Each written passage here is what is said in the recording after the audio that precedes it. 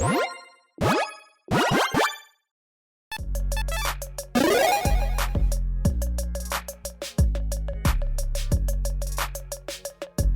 everyone, Mitch coming in for the Commander Score Studio. Welcome to the show. So on this episode, well, I've got a very, very spicy deck for you. I mean, this deck is literally on fire because Dragon's Approach, get it? Okay, yeah, that was bad. Anyways, yeah, I mean, this is a very spicy build. This deck is looking to take out all of our opponents with Dragon's Approach.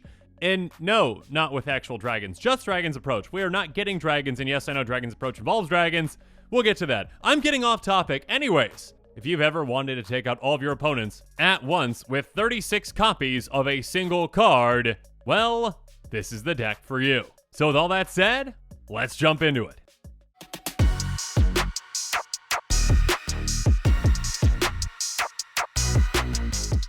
Now, Dragon's Approach is a very, very interesting and unique card, and it's actually, I believe, the first of its kind. It is a sorcery that says a deck can have any number of cards named, this card's name.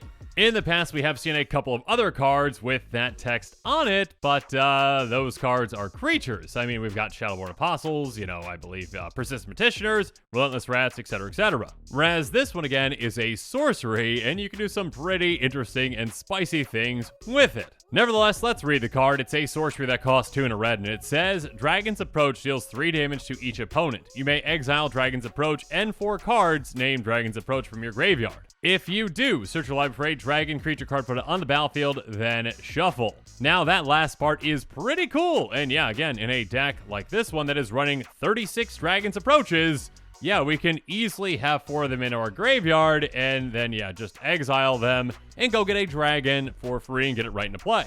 But like I mentioned earlier, we are running exactly 0 dragons in this deck. In fact, we are running exactly 0 creatures in this deck. So our only goal is going to be to burninate our opponents to the ground by casting as many Dragon's Approaches as we can. Again, at 3 damage per Dragon's Approach, it is going to take us, 14 of these to actually take out all of our opponents, assuming everyone is at 40 life. And of course, if they gain some life, well, we've got, extra reserves of Dragon's Approach to take them out as well, because again, we're running 36 of them in this deck. And the reason we're running so many, well, you'll find out here in a bit. But yeah, if we need to literally cast every single one of these to deal 3 damage to our opponents to take them out, we can deal up to 108 damage per opponent. That is 324 damage in total? And again, we're going to be dealing this all essentially at once, all in one massive gigantic turn.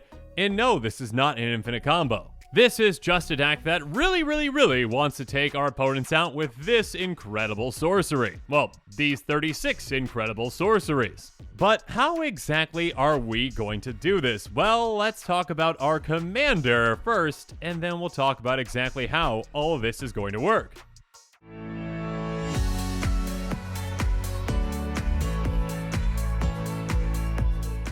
And the commander for this deck is Aluna, Apex of Wishes, a fantastic mutate commander that can lead to some really spicy builds. A 6/6 beast elemental dinosaur with flying and trample, but that doesn't matter anyways, costing 2 green, blue, red, which also doesn't matter because what we care about is that mutate cost of 3 Gruul, blue, blue. And basically, again, if you cast a spell for its mutate cost, you put it over or under target non-human creature you own. They mutate into the creature on top plus all abilities from under it.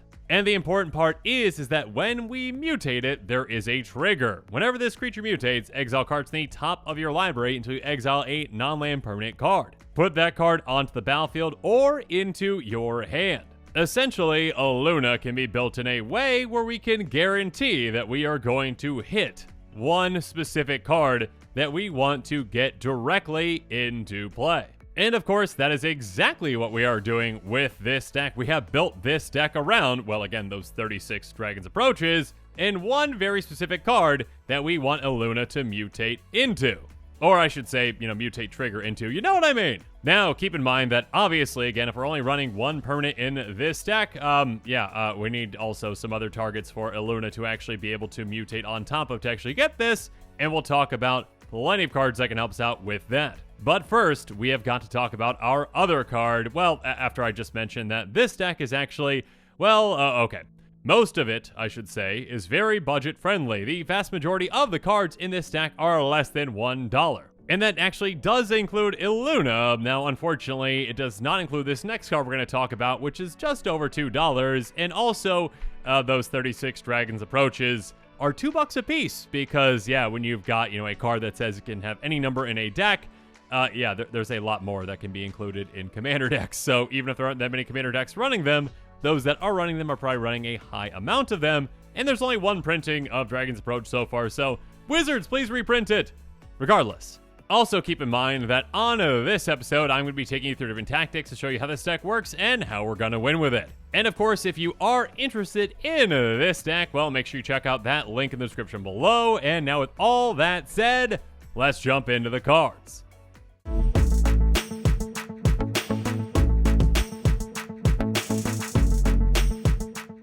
And let's start things off with the card that really makes this deck run, the Golden Pig of this deck, which of course is the number 1 card out of our 99.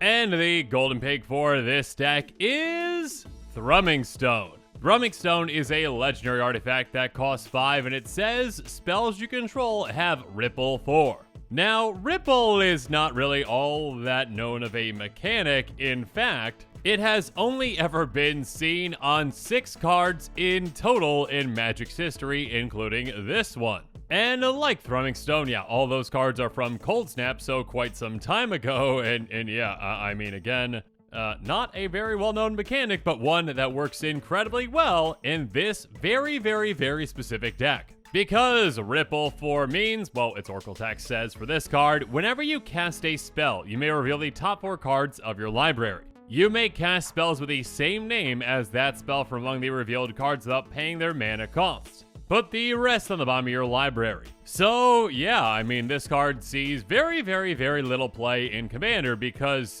here's the thing. Commander is a singleton format, meaning that your spells are not going to have the same name. They literally have to be different.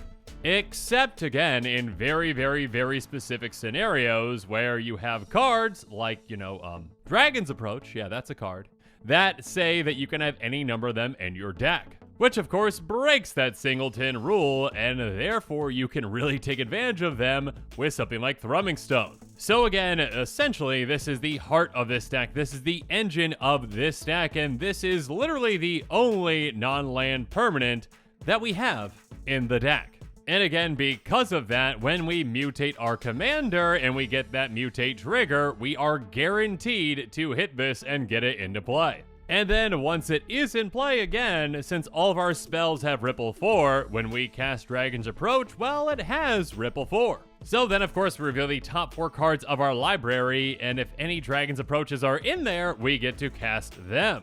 And of course, keep in mind, that's any number of those Dragon's Approaches. So if we reveal 2, well, we get to Ripple 4 twice again off of those Dragon's Approaches. Now, you see where this is going, because again, we have 36 Dragon's Approaches in this deck, so we are very, very, very likely to, on the very first try, hit some Dragon's Approaches, or at least one, get to go again, hit some more, and yeah, if we ever essentially hit 2 or 3, it's probably going to be game over because we just get to basically, split off into 2 separate paths, rippling 4, and then probably splitting off even further and further and further. Basically, just casting every single Dragon's Approach that is in our deck. Which again, I mean, yeah, we don't really need to cast all of them because, yeah, we only need to really cast, 14 of them to take out our opponents if they're at 40 or less life. So, yeah.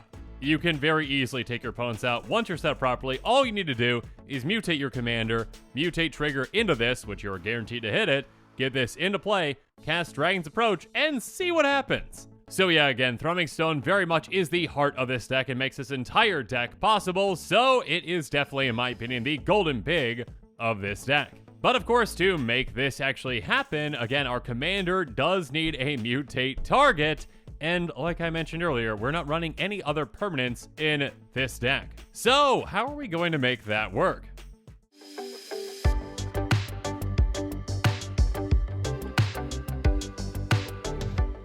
Well, first up, let's talk about some ways that we can actually ramp, or, ways that we can make a target for our commander with things like Brood Birthing, Spawning Breath, and Call the Scions. Brood Birthing essentially is going to make us either 1 or 3 Eldrazi spawn, which we can sacrifice for a single mana. We get 1 if we don't have any Eldrazi spawn in play, but we get 3 if we already have 1 in play. Regardless, again, this might be temporary ramp because we can sacrifice that Eldrazi spawn for a single colorless mana. So again, it can ramp us to get to where we need to get to, but also, again, if we need to utilize that for a mutate target, now Eldrazi spawn is not a human, so it's a good target for us, and we can get that trigger going. In a somewhat similar way, there's Spawning Breath. It's going to be a 1 image target creature or player, which is nice, but the more important part is we get a 0/1 Eldrazi spawn onto the battlefield. And then Call the Scions is going to make us 2/1/1 Eldrazi Scions, which, just basically are the exact same thing as Eldrazi spawn, but 1 bigger.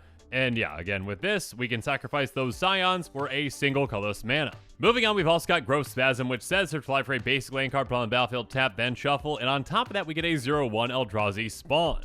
So this one not only ramps us, but also gives us either temporary ramp or again a good target for our commander. One that does basically both in the exact same way though is Emergent Sequence. It says search for life for a basic land card, put on the battlefield, tap, then shuffle. That land becomes a 0/0 green and blue fractured creature token that's still a land. Get a counter on it for each land you had enter the battlefield under your control this turn. So, I mean, at the very least, this can just be a 1-power creature. We don't really care. Again, what we do care about is that this can actually be a target for our commander. Next up, though, there's Mythos Luna, which is a very flexible card and create a token of any permanent on the battlefield, but if we also spent red and green to cast it, and it's a creature, it comes into play, and it's going to be fighting another creature. So we can utilize this to copy a land if we need to ramp, or, a mana rock, one of our opponent's mana rocks. Or we could actually utilize it to, again, copy a creature that's in play, so that we can have a target for our commander.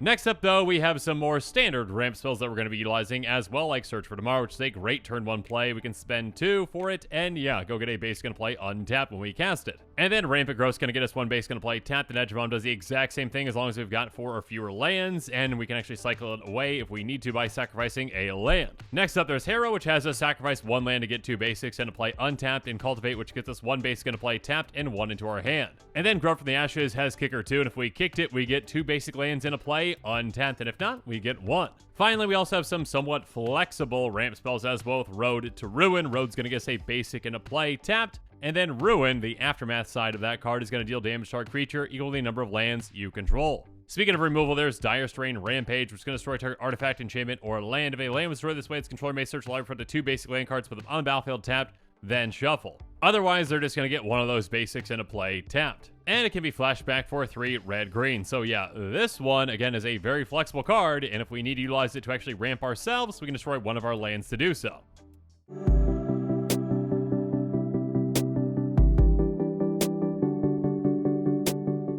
Next up, though, we've got more ways to make more targets for our commander, though, with cards like Hard Evidence, Startle, and Honor the God Pharaoh. Hard Evidence is going to give us a 0/3 blue crab creature token, and we also investigate, so we make a clue, which of course we can utilize for some card advantage. And then Startle is actually going to replace itself. It's going to have us draw us a card, and on top of that, target creature gets -2/-0 until end of turn, and on top of that, we get a 2/2 black zombie creature token with Decayed. So while that token can't block, and actually if we do attack with it, we sacrifice it out of combat, most importantly, if we don't do those things, we can utilize it for our commander's trigger. Or how about Honor the God Pharaoh? Additional cost to cast, we discard 1 card to draw 2 and amass 1, which means we get a zombie army, and again, that is not a human army, so we can target with our commander. Next up, how about Occult Epiphany, which has us draw X, then discard X, and we get a 1/1 white spirit creature token with flying for each card type among cards discarded this way. And then Inscription of Insight has Kicker for 2 blue, but we're probably not going to be kicking it. Regardless, it is a flexible card that we can use in a lot of situations. Return up to 2 target creatures to the owner's hands, scry 2, then draw 2, or target player creates an XX blue illusion creature token where X the number of cards in their hand. So we can use it to bounce some creatures, we can use it to draw and dig through our deck, or we can use it to again make that creature token that we need.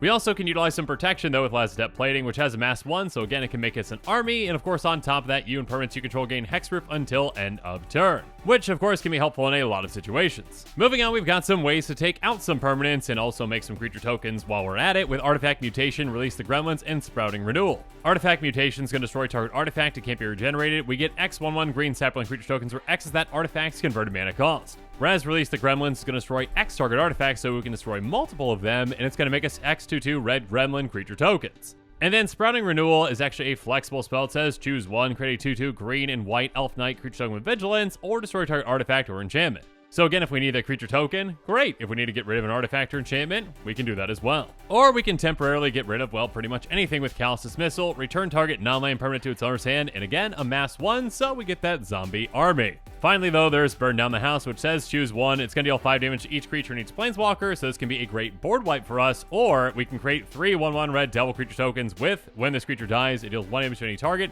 They gain haste until end of turn. So if we need tokens for targeting, we can do that. And if we need to wipe the board, we can do that. But now that we've talked about every single non-land card in this deck, let's talk about the lands.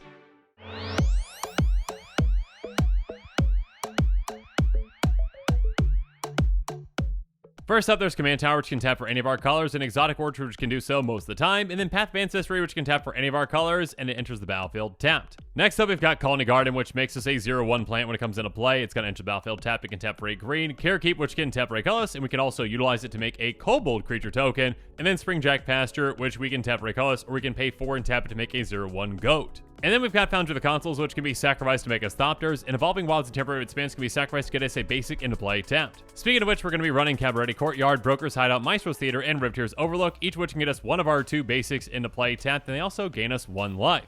Moving on, there's Ash Barrens, which we can basic land cycle away for a basic, and Mirror Landscape and Blighted Woodland, which can each be sacrificed to actually ramp us. Next up, we've got Hickory Woodlot, Sapar's Scary, and Sandstone Needle, each of which basically do the exact same thing, but for different colors. They each enter the battlefield tapped with 2 depletion counters on them, and by tapping them, remove a depletion counter from them, they add 2 mana to our mana pool. Speaking of 2 mana, we're also going to be running Havenwood Battleground, Sylvanite Temple, and Dwarven Ruins, each of which enter the battlefield tapped, can tap for 1 color, or can tap and sacrifice for 2 of that same color. And finally, we're going to be rounding out our deck with basic lands, including, of course, forests, islands, and mountains. But now that we've talked about every single card in this deck, let's talk about the price.